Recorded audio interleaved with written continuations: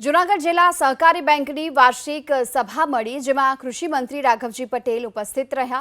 જિલ્લા સહકારી બેંકની કુલ ધિરાણ 1200 કરોડની છે, જ્યારે ડિપોઝિટ 1151 કરોડ છે।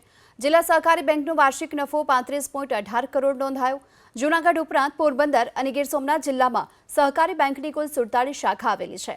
સાધારણ સભા બાદ કૃષિ મંત્રી રાઘવજી પટેલે ખેડૂતોને ભરોસો આપ્યો કે પૂરતી વીજળી માટે ઉર્જા મંત્રી સમક્ષ રજૂઆત કરાઈ છે। તો જવાહર ચાવડાના વાયરલ પત્ર મુદ્દે રાઘવજી પટેલે કંઈ પણ કહેવાનું ટાળ્યું। ખેડૂતોની વીજળીની માંગ અત્યારે વધારે થાય સ્વાભાવિક છે, કારણ કે અત્યારે પિયતને ખેતીના પાકોની પિયતની ખાસ જરૂર છે। એના માટે મેં માનનીય ઉર્જા મંત્રીશ્રીને વિનંતી કરેલ કે અત્યારે જે તમે 8 કલાક ખેતી માટે વીજ પુરવઠો આપો છો, 10 કલાક આપો। એણે મારી વાત સ્વીકારી અને 10 કલાક ખેતી માટે વીજ પુરવઠો આપવાનું સ્વીકાર્યું છે અને એનો અમલ પણ કરી દીધો છે।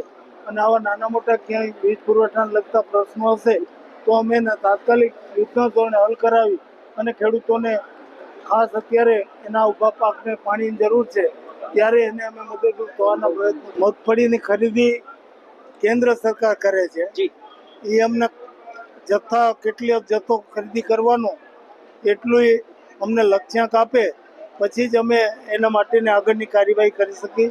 હું હમણાં દિલ્હી ગયો હતો અને માનનીય કૃષિ મંત્રીશ્રીને આવેદનપત્ર આપીને ઝડપથી ગુજરાત રાજ્યમાં કેટલા જથ્થાની ટેકાના ભાવે ખરીદી કરવી એના માટેની મંજૂરી અમને ઝડપથી મળે એ દિશામાં મેં રજૂઆત કરી છે અને આ કામ ઝડપથી હાથ ધરશું। આજે જૂનાગઢ જિલ્લા સહકારી બેંક અને જૂનાગઢ જિલ્લા સહકારી દૂધ ઉત્પાદક સંઘ એટલે કે સાવર ડેરી, આ બંને જિલ્લાની ટોચની સહકારી સંસ્થાઓની સાધારણ સભાઓ હતી।